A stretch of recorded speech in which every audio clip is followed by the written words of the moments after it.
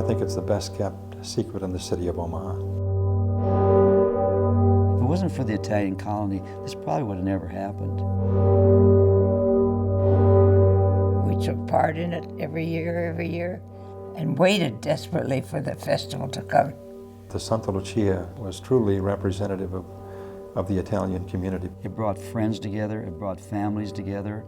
You know, it was very important to my grandparents, the festival, because this is their heritage. It defines them as people. They wanted that heritage. They wanted to hold on to that. They wanted that bad. This is something that is very special to us. There's no price to this. It's just priceless to have this piece. This is why it's kept very safe.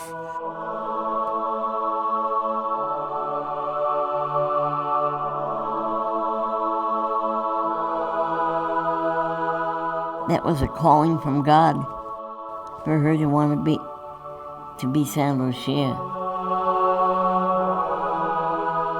St. Lucy, she was the martyr of the church in the year 300.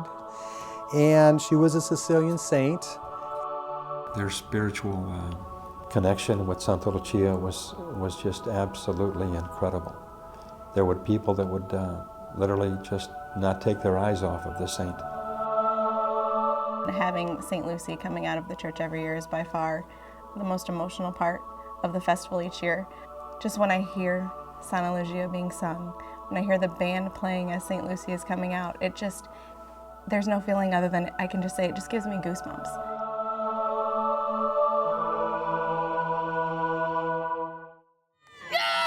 Wait, this guy's down with 4 left. He's already down 6. We're gonna have a spicy meatball.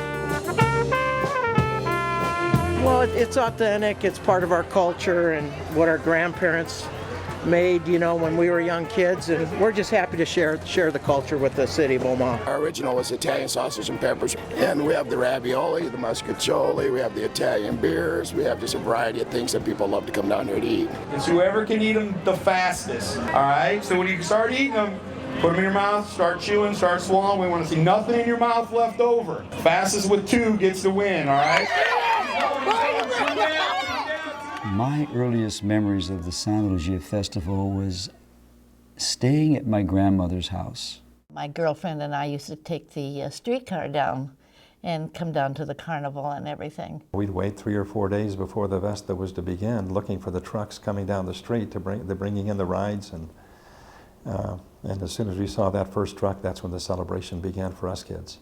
My mother would take us downtown and buy new clothes, you know. I always remember the Sunday Mass and getting so excited to go, and we were all dressed up. The Santa Lucia, you know, I think was truly representative of the Italian community, because it was something that they remember from the old country. It brought back many fond memories for those people, and they wanted that tradition to carry on.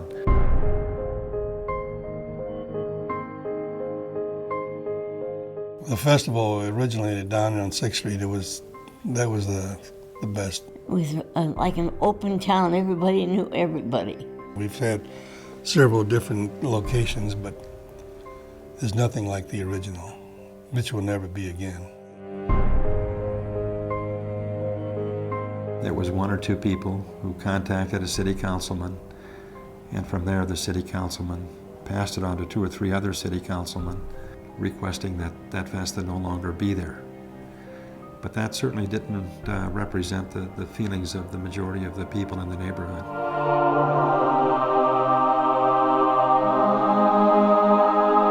Oh, they would be so proud. They would be so excited to know that, you know, Annie and myself are still such a big part of the festival, and they would be happy knowing that we want to carry on the tradition.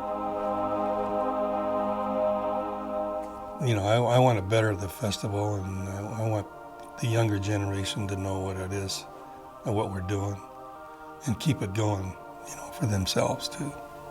But we always ended our prayers with Santa Lucia. Pray for us to always have light and use our eyes never to hurt our soul.